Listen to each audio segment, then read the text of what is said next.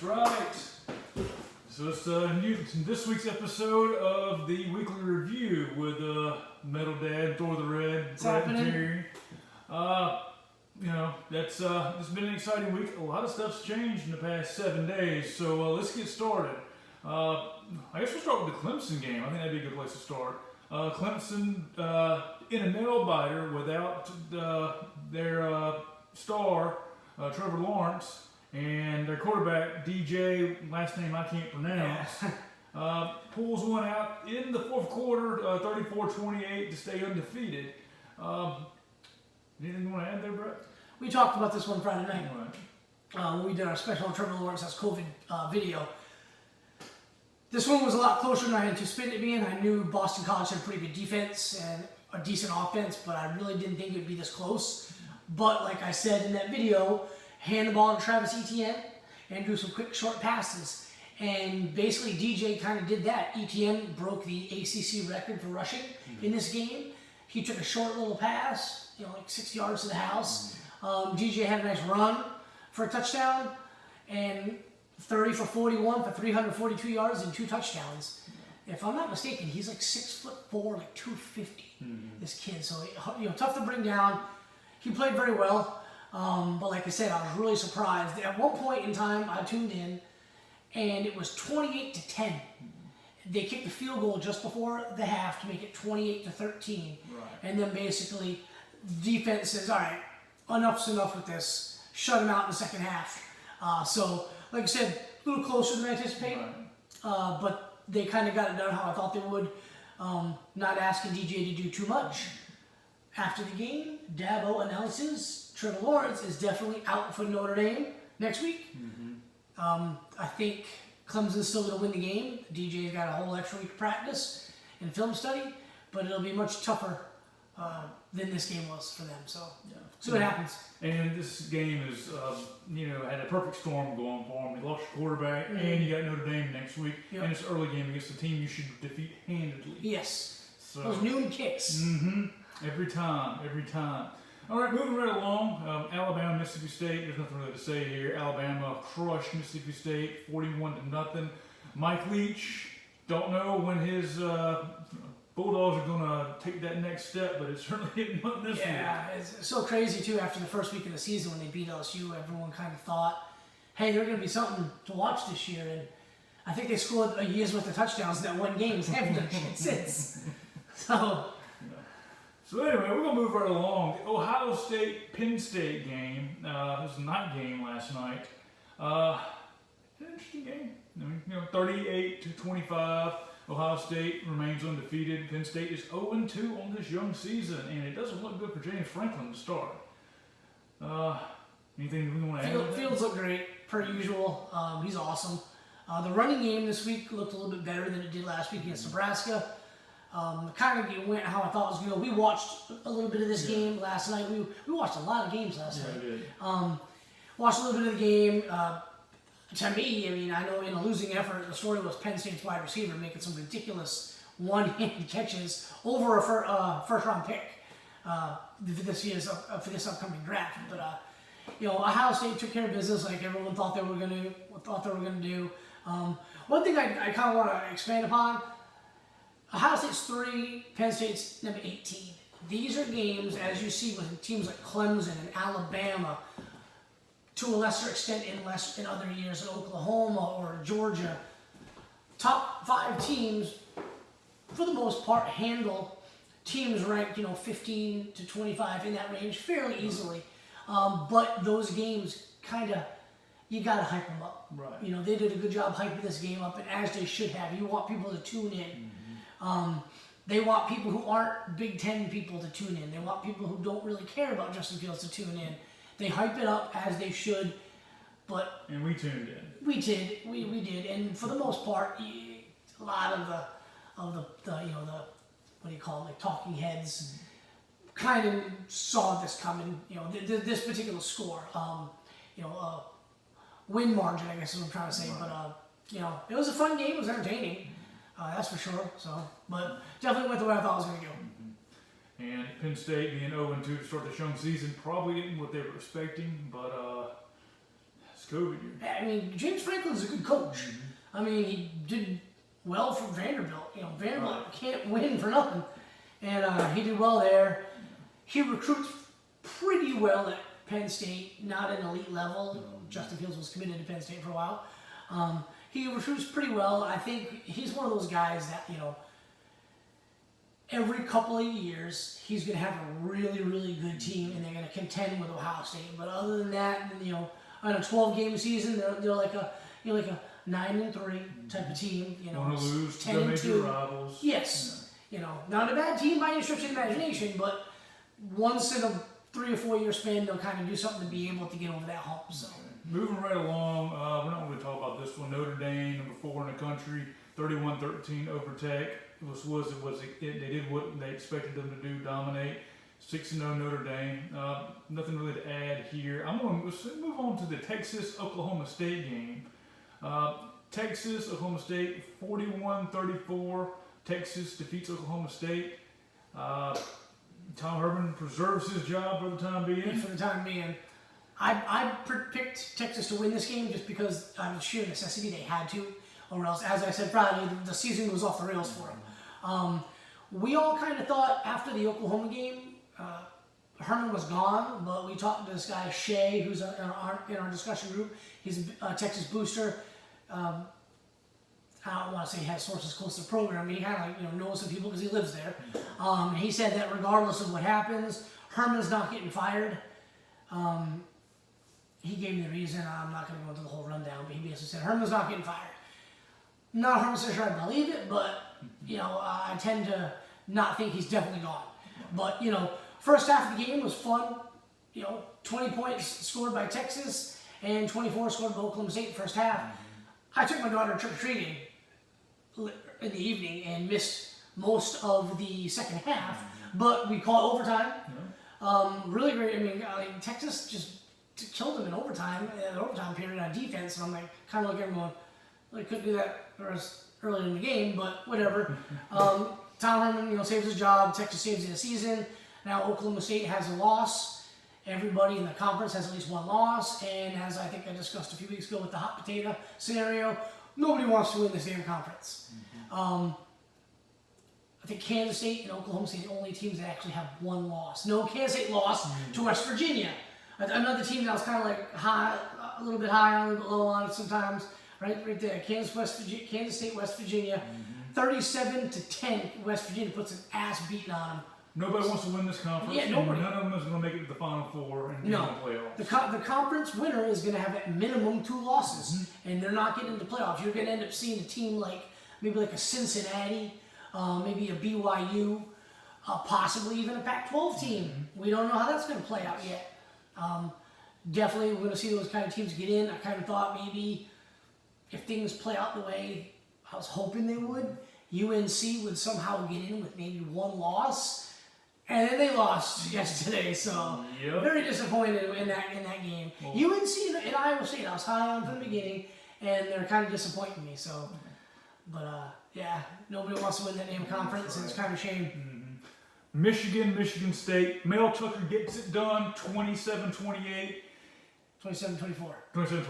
Whatever. Anyway, Michigan State looked good. They took care of business, and they're still alive. And Harbaugh, I'm probably wishing he stayed in the NFL at this point. Oh, yeah. I think somebody tweeted out, like, there was a moment, like, a few minutes ago in the fourth quarter, the camera was on Harbaugh. He kind of turned and said something, and someone was like, oh, read his lips. Says I should have stayed in the NFL. But, I mean, the Big Ten is all about the noon kicks, the big noon. I completely disagree with that. Ohio State, Penn State was in prime time where it needed to be. The good teams should play in prime time. Right. These 2 teams should be playing on the big noon slot. They're not bad teams by any stretch of imagination, but that's where they should be playing. Right. This outcome surprised me. I was, like you, high on Mel Tucker, hoping he could turn things around at Michigan State. Didn't really think it was going to happen this year. I watched a little bit of this game. Michigan State played good. Look at that 4-quarter score summary. 7-7, 6-7, 7-3, 7-7. That's a Big Ten. Yeah. That's a Big Ten summary right there. Michigan just couldn't get it done. And watching it, you just kept thinking, okay, Milton's going to make a throw. that running back, I forgot his name, like Muhammad something, Hassan. He's going to make a run. Somebody's going to do something. Defense is going to come in. Jeter's going to make a huge play on the D line, and it just didn't ever happen. Michigan State's punting. I turned around. All of a sudden, they got the ball again. So hats off to Mel Tucker, Michigan State. They played well. It was not really an entertaining game. I know Chris Klein's extremely excited about this, but Michigan's got to go back to the drawing board because one loss in this short season is putting you back. That's it. And we'll see what happens. Let's talk about BYU, Western Kentucky. Zach Wilson. If you haven't seen this kid play, you need to go check him out because he's exciting to watch. Yes, I love this dude. As we talked about last week, I couldn't stay up. The week prior, fell asleep. This one, you didn't even need to stay up through a whole game. 14 points in the first quarter, 21 in the second quarter. You could have gone to bed right then. Yeah. He played well. Doesn't wow you with the stats. 220 yards, 3 touchdowns, 18 for 32. Not going to jump off the page, but when he throws, that guy right there, Milne, Dax Milne. Yeah. He threw a touchdown in the first quarter, that guy, and it was the most beautiful pass. It was a thing of beauty. The guy's great. Watch him. He's climbing up draft boards. Few boards I've seen in the past couple weeks have him at number 2, right behind Trevor Lawrence. So definitely check him out if you get a chance. Yeah. Let's see, anything else? We can do Oklahoma, Texas Tech. Oklahoma now 24th ranked in the country, ends up taking Texas Tech to the woodshed, 62-28. Didn't see this game, but Oklahoma played well today. Spencer Rattler, 21 of 30, 288, 2 touchdowns. I think this was another 7 o'clock, 8 o'clock game. You could have went to sleep after the first half. Oklahoma, of course, 21 in the first quarter, 27 in the second quarter, 7 and 7 respectively in the third and fourth quarter. You could just went to bed at halftime. Spencer Rattler had a decent day, 21 for 30, 288, and a couple touchdowns. They looked all right. Lincoln Riley got really excited. 62 points is a lot of points. But they look pretty good. Right. Canceled game, Wisconsin and Nebraska. You gotta talk about the brawl. The brawl? Yeah, the Florida. Okay, yes. The Florida-Missouri brawl. Almost forgot about that. Yes, Florida against Missouri. Florida defeats Missouri 41-17. End of the first half. Kyle Trask just throws a deep Hail Mary to the end zone. Ridiculous late hit. I mean, he got laid out. It was a late hit. It was a personal foul. They didn't call it. Florida players kind of got in the face of the Missouri players. They went at each other, and next thing you know, there's a brawl. Coaches are involved. Watching the replay this morning, there are coaches trying to pull guys out, and the coaches are getting haymakers landed on them and going down, and then players and other coaches trying to pick up the coach from under a sea of humanity. Full-on punches being thrown at the heads of dudes who are still wearing their helmets. Multiple players are throwing punches. They ejected 3 guys. In my opinion, the biggest offender was number 90 from Missouri. He didn't even get ejected. Everybody on the field, players, I think coaches too, all got personal fouls. Dan Mullen's pumping up the crowd. He's going at Drinkwitz. He's going at referees. He's basically instigating this entire thing. That's what it looked like. But when he was getting restrained by the sheriffs, he looked like he was just mad at the referees at that point. Right. But he kind of after it settled down, he come out. He's hyping up the crowd. It's all right, dude. Give it a rest.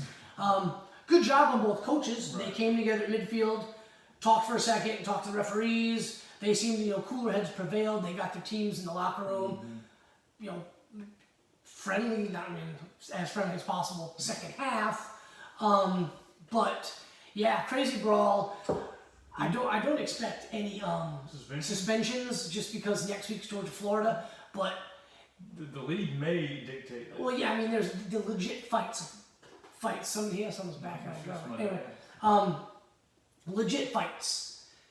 Dudes, like I said, punching each other, punching coaches. A couple of the coaches from Missouri were going down in that pile. You got to suspend people for doing it. If not, because they said today that as soon as the clock strikes 0 in the second quarter, it's basically the second half. Anything that happens in and around halftime is technically second half of the ball game. So they would be suspended for the first half of next week's games. Missouri's off. The following week they play Georgia. Next week, Florida plays Georgia. So if people get suspended, they're going to be suspended against Georgia. And they're down several DBs already, aren't they? Yeah, and you couldn't tell last night because Florida's defense came to play, and they haven't been a great defense so far. They came to play. That D line looked good, but heck, really the only thing Missouri had going for them, a tip pass to turn into a pick six. But yeah, I mean, but back to the brawl, multiple fights, multiple punches thrown. But like I said, those are suspendable offenses. I just have a hard time believing they're actually going to suspend anybody. I think what the SEC's play is here is they're going to say that Mullen and Drinkwitz did a good job of stopping it. Cooler heads prevailed, got everybody settled down, and that's what their stance is going to be. Which brings me to a problem with the SEC. The SEC is touting, it just means more, that they're the best conference. They've won however many national titles in the last 15 years. Ever since the 90s, they've been putting out more guys in the NFL every year than any other conference. More 5-star players sign with SEC teams than the Pac-12, Big 12, and ACC combined, basically, I want to say a couple years ago, Alabama had more 5-stars signed with just them than the entire Big 12 had signed with the entire conference. But like I said, the SEC they claim they're the best conference.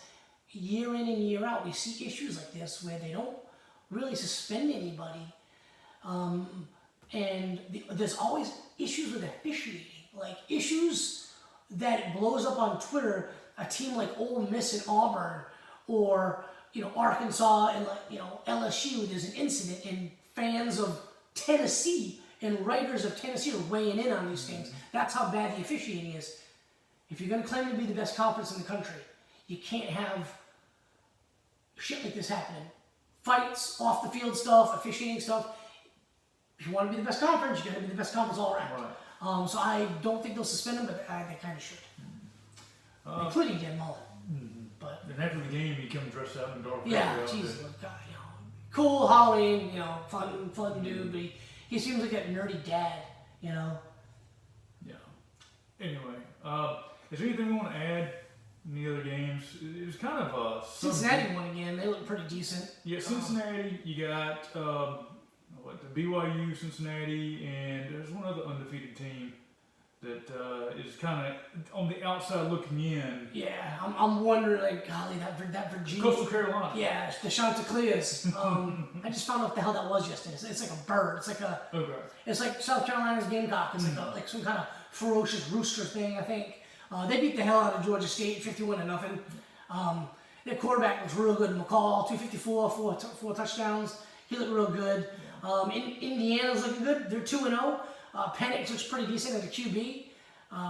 So Rutgers, the Rutgers had that ridiculous 400 lateral play, which I think ended up being a penalty, but looked pretty cool. The video did. Boise looks real good. Now they play BYU next week. Really? Yes. I'm sure that's going to be a 10 o'clock start. It's probably, and I'm going to have to stay up watching that. That's going to be a great game. That's going to be, you got to watch, I think, for 4 quarters next week. Absolutely. Absolutely. Well, I think this is going to wrap things up for today. Next week, we got some big games for you. We got Georgia, Florida.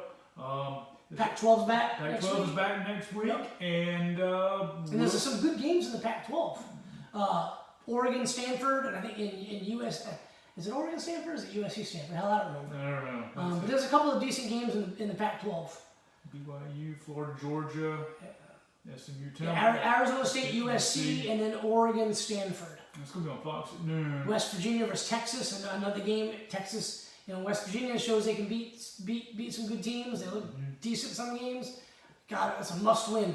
Must-win for Texas. They're all must-win for Texas at this point. And that's going to be a good game.